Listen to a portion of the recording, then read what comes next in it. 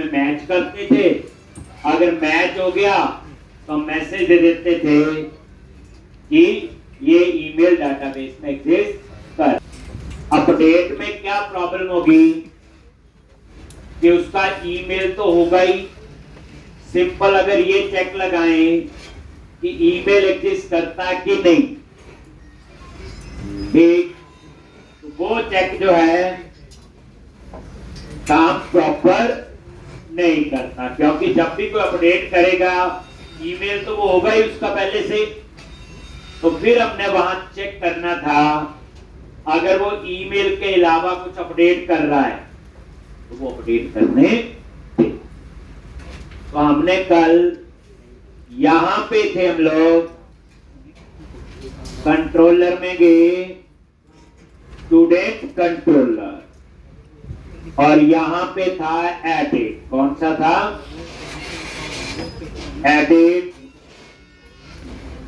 और go to view. तो edit में हम लोग कल यहां पे कोड लिख रहे थे,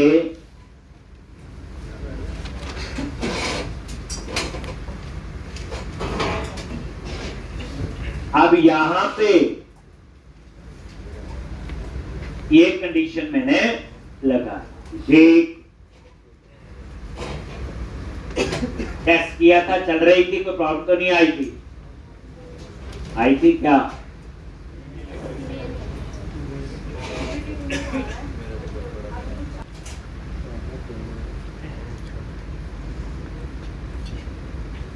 ये देखो, एक तो आप ये करोगे कि ये वाला जो इफ है वो इसको उठा के इसके बाहर लगाओगे, ठीक,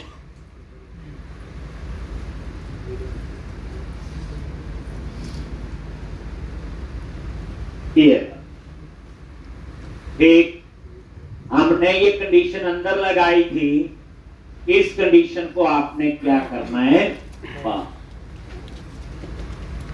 देखो, इसके अंदर तभी आए जब आपका ईमेल एग्जिस्ट करता है, पहली बात है। जब ईमेल एग्जिस्ट करता है नहीं तो इसके अंदर जाने की जरूरत ही क्या है, ठीक। अब मैं इसको ब्रेक पॉइंट लगा के पूरा एक बार समझते हैं क्या लॉजिक है। अब बच्चे, ये जो हम ईमेल का लॉजिक लिख रहे हैं, एक बार टाइम लगेगा, समझ आ जाएगा, तो फिर जहां भी ईमेल की जरूरत होगी लॉजिक आपका कुछ ऐसा सा ही होगा। मैंने कुछ नहीं किया, ये इसके अंदर था, इसको मैंने बाहर लगा दिया और बाकी इसके अंदर लिख दिया। मैं रन करता हूं एक बार,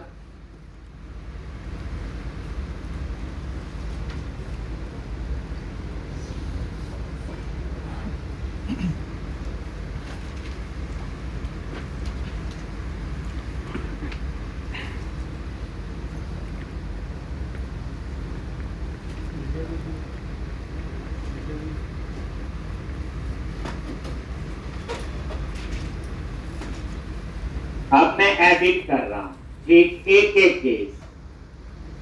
मैंने ईमेल नहीं अपडेट किया, मैंने सिर्फ यहां लिखा विकास कुमार राणा एज 24, ठीक है जी। तो अपडेट होना चाहिए। चलो, ईमेल अपडेट नहीं किया, ये यहां पे F10 नल नहीं है, वैलिड है, और यहां स्टूडेंट में आप चेक भी कर लो। ये देखो, आईडी 2 आ रहा है, ईमेल वही आ रहा है admin1@gmail.com, जो भी था, एज 24, और ये नेम चेंज है। अब F10 उसमें फाइंड किया ईमेल पे, तो ये ईमेल तो डाटाबेस में है, और यहां फाइंड किया आईडी पे। आईडी क्या था? 2, दिखाइए ऊपर, तो not equal to null. Email तो एग्जिस्ट करता ही है, एक नॉट इक्वल टू नल होगा, लेकिन इसको इस इफ के अंदर नहीं जाना चाहिए। F10 ये ठीक, क्योंकि ये ईमेल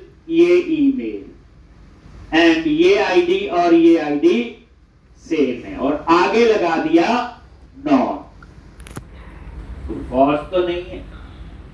तो अब उसके बाद सीधा बाहर आ गया और बाकी कोड तो हमारा अपडेट का नॉर्मल चल जाएगा, और ये अपडेट हो गया विकास कुमार राणा 22। ध्यान ठीक,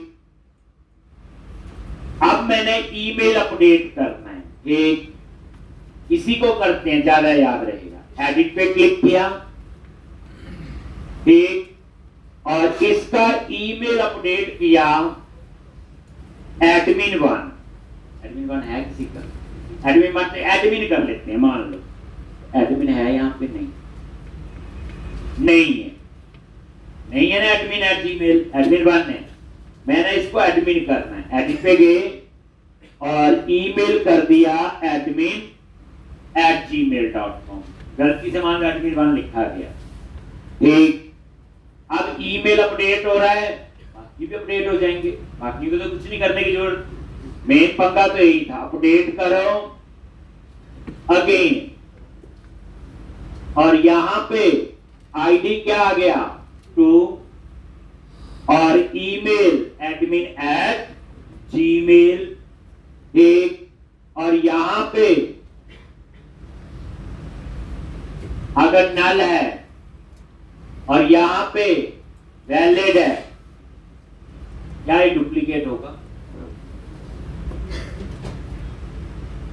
ये admin@gmail, अब ये वाला ईमेल डाटाबेस में एग्जिस्ट नहीं करता है, ये देखो सीधा यहां से बाहर आ गया, और इसने क्या कर दिया, ईमेल को अपडेट कर दिया एडमिन, हो गया।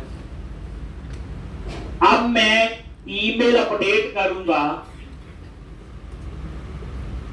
बट वो ईमेल डाटाबेस में पहले से हो, तो अपडेट नहीं होना चाहिए। जैसे ये admin@gmail है, मैं गलती से लिख दूंगा cs@gmail, और cs@gmail ये है किसी का, ठीक, हम इसी को द्वारा एडिट पे क्लिक किया। अब मैंने इसका ईमेल अपडेट करना है, और वो ईमेल डाटाबेस में एग्जिस्ट करता है, तो इसे मैसेज आना चाहिए। अपडेट पे क्लिक किया, वहीं आ गई, ये देखो सेम रिकॉर्ड, आईडी क्या है 2, ईमेल क्या cs@gmail, F10 वैलिड है सारा। अब ये ईमेल एग्जिस्ट करता है, ठीक, आईडी तो होगा ही 2, अब ये ईमेल एग्जिस्ट करता है, तो नॉट इक्वल टू नल होगा, इफ के अंदर जाए, ठीक। अब यहां पे ध्यान से देखो, आईडी क्या है 3, डुप्लीकेट ईमेल में आईडी क्या है 3, लेकिन हम जिसको एडिट कर रहे हैं उसका आईडी क्या है 2, तो ये 3 है, और यहां पे ये 2 है, एंड यहां पे ईमेल admin@gmail जो ऑलरेडी वहां पे एग्जिस्ट करता है, ठीक, उसी के रिकॉर्ड का, और ये वो है जो मैंने डाला हुआ। और अब ये कंडीशन क्या हो गई फॉल्स, और फॉल्स हो गई तो कहां जाना चाहिए इफ के अंदर, और उसे मैसेज आ गया ईमेल इज यूज, और बस अपडेट नहीं करने देगा। बस यही केस आपके बनते थे, बस ठीक। अब मैं आपको सिंपल वहां पे समझा, अब देखो कोई खतरनाक लॉजिक नहीं है, एक आपको प्रॉब्लम समझानी चाहिए। मैंने क्या, पहला इसी से शुरू करते हैं। एक मैंने नया ईमेल डाल दिया, क्या था, cs@gmail, जो ऑलरेडी किसी रिकॉर्ड का है 3 का, और cs@gmail जो है आईडी क्या है 3। ठीक, cs@gmail किसका है, जिसका आईडी 3 मिल गया डेटाबेस में। और ये जो है ये आईडी क्या है 2, और 2 आईडी पे ईमेल क्या है admin@gmail.com। आईडी 2 है, इसको एडिट कर दे, उस पे एडमिन है। लेकिन जब मैंने ईमेल से फाइंड किया जिसको अपडेट करना है तो वो ईमेल मिल गया, और जिस रिकॉर्ड पे वो ईमेल मिला उसका आईडी क्या होगा, क्या होगा उसका आईडी। ठीक, अब देखो आईडी चेंज होगी, फिर यहां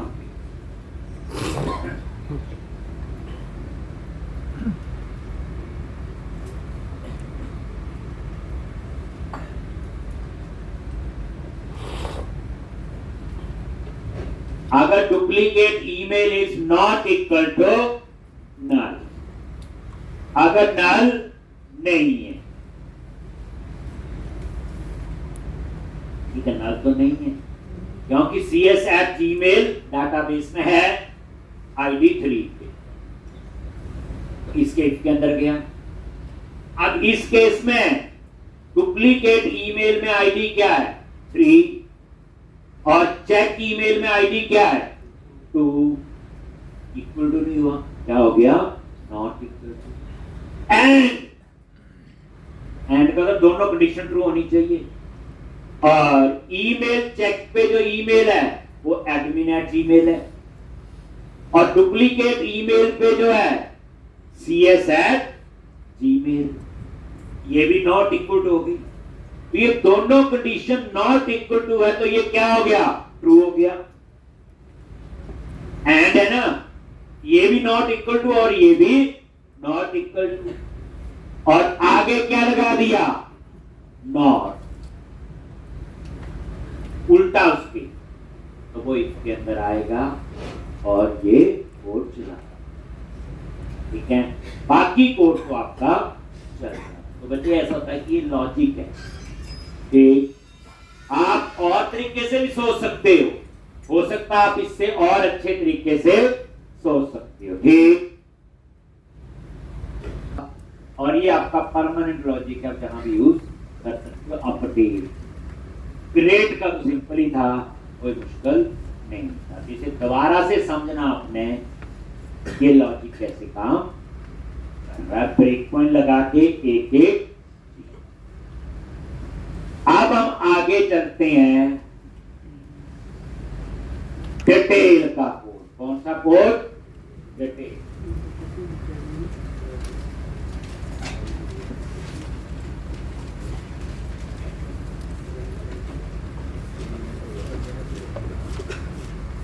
लिख के आप, अब ये डिटेल, तो डिटेल का कोड क्या है नॉर्मल फाइंड। आता हमें तो कंट्रोलर, पहले इंडेक्स में जाओ, देखो डिटेल में क्या एक्शन का नाम है, तो इंडेक्स पे राइट क्लिक किया, गो टू व्यू, और यहां पे ये आपका detail.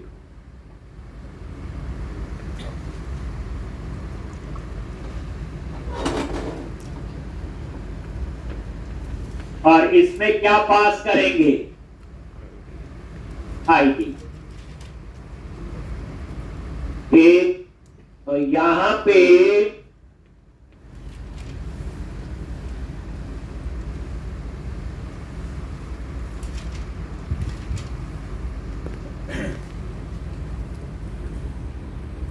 Public action result details int id, ठीक। अब यहां पे आपने कौन सा कोड लिखना है बोलो, फाइंड का। तो यहां पे लिख दिया स्टूडेंट इन टीबी, क्या लिखोगे, context dot student dot find, primary key पे फाइंड करना है कि student in TB null, then return http not found।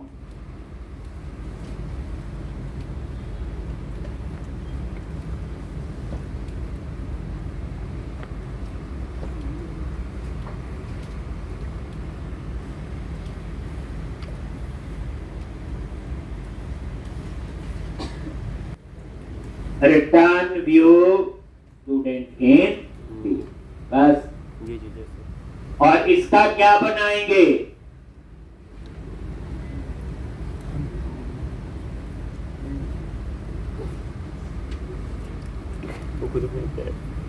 ठीक। तो यहां पे डिटेल्स पे राइट क्लिक किया और ऐड व्यू। तो डिटेल पे राइट क्लिक करोगे, ऐड व्यू, और वहां से पर डिस्प्ले, ठीक। क्या लिखते हो, राइट क्लिक किया, ऐड व्यू, MVC5 व्यू और ऐड। व्यू का नेम अपने आप ही आ जाता है और ये ऐड। अब यहां पे आपने सिंपल डिस्प्ले करवानी है वैल्यू। तो ये नॉर्मल फाइंड का कोड एडिट में भी लिखा था याद होगा, ठीक। तो अब आप लोग डिटेल पे गए और सबसे ऊपर model web application model dot student,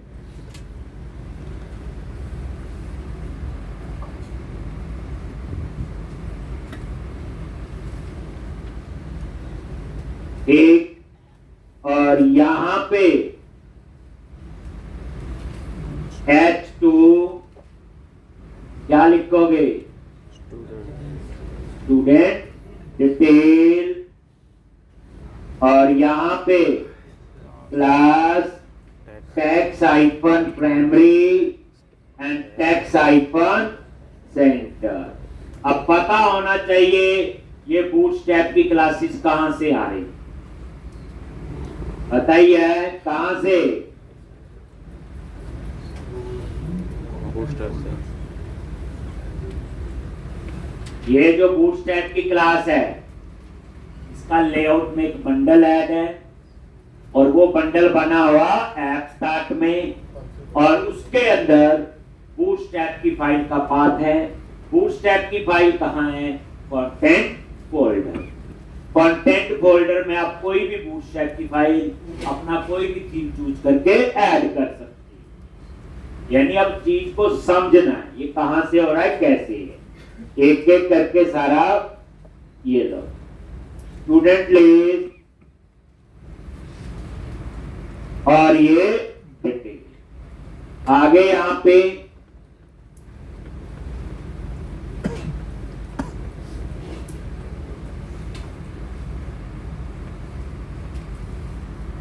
तो अब आपने डेटा डिस्प्ले करना है।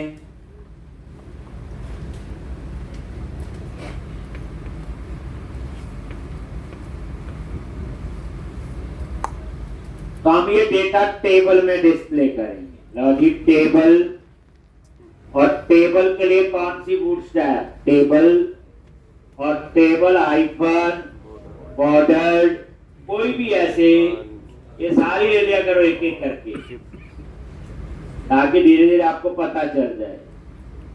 टेबल आइफन, ठीक इस तरह से। हेडिंग के लिए क्या आएगा, टेबल रो। अगर आप चाहते हैं सारे हेडिंग कहां से आए, मॉडल से डिस्प्ले से तो क्या लिखोगे @html डॉट लेबल फॉर और यहां पे model m dot name.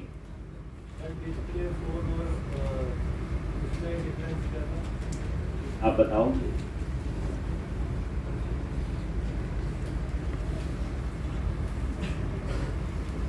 Display four से भी कॉलम का नेम आता है और लेबल फोर से। मैं तो बताऊंगा ही, आगे उसकी रिक्वायरमेंट आएगी, पर आपने क्या एक्सप्लोर किया? डिस्प्ले फोर से जैसे लेबल फोर से सिंपल हेडिंग ही बनता है, डिस्प्ले फोर से कंट्रोल भी लगता है। जैसे मान लो चेक बॉक्स कि वो कंट्रोल भी उसके साथ एसोसिएट होता है, ऐसी रिक्वायरमेंट आगे पर। ठीक, बट अभी आप इतना रखो याद, ये किसके लिए यूज होते हैं? हेडिंग, किसी के लिए? कॉलम के नेम, स्टूडेंट नेम, और यहां पे सेम एड्रेस, एज, ईमेल, और यहां पे डेट। नहीं, हेडिंग ही चाहिए, एक्शन तो नहीं चाहिए। ठीक, तो ये आपका हेडिंग हो गया, और ये सारे हेडिंग ये ठीक, स्टूडेंट नेम, एड्रेस, एज और ईमेल। और डेटा डिस्प्ले करना है तो क्या लिखोगे? कीबोर्ड। और यहां पे डेटा डिस्प्ले करना है TR और TT। अब यहां पे डिस्प्ले फॉर यूज कर सकते हो, नहीं तो आप खुद लिखो @model name डॉट नेम। ठीक, अगर मैं यहां डिस्प्ले नेम फॉर यूज करूंगा तो इसमें कोई डिफरेंस पता नहीं चलेगा, लेकिन जब कल को चेकबॉक्स कोई कंट्रोल चाहिए होगा तो वो ऑटोमेटिक बूलियन वैल्यू होगी तो चेकबॉक्स लगा लेगा, इंटीजर वैल्यू होगी तो नंबर वाला टेक्स्ट बॉक्स लगा लेता है। ठीक, ये थोड़े से छोटे छोटे डिफरेंस होते हैं। नेम, बट अभी तो मुझे सिंपल वैल्यू डिस्प्ले ही करनी है। एड्रेस, एज और ईमेल।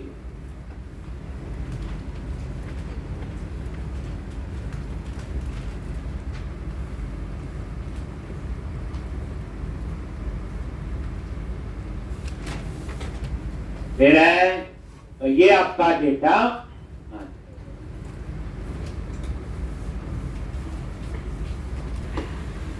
ये रिफ्रेश करो और ये डेटा भी आ गया। अब यहां पे लगा दो बैक टू लिस्ट और एडिट। लो जी, इस टेबल के बाद @HTML डॉट क्या था? एक्शन लिंक, और यहां दे दिया आपने बैक टू लिस्ट। और कहां जाना है? बोलो इंडेक्स। और यहां पे अगर आप चाहते हो ठीक क्लास कौन सी?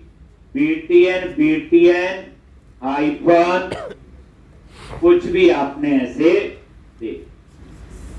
ठीक, और इसी तरह से BR क्या था? ब्रेक, जैसे /n होता है न्यू रो के लिए।